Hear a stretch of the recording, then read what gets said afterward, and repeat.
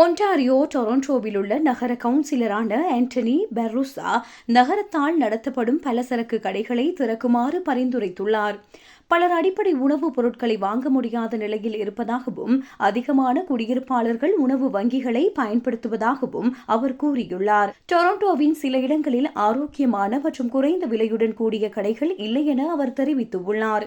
இதன் காரணமாக மக்கள் பெரும்பாலும் விலைகள் அதிகமாக இருக்கும் சிறிய கடைகளிலிருந்து பொருட்களை வாங்க வேண்டிய நிலைக்கு தள்ளப்பட்டுள்ளதாக அவர் சுட்டிக்காட்டியுள்ளார்.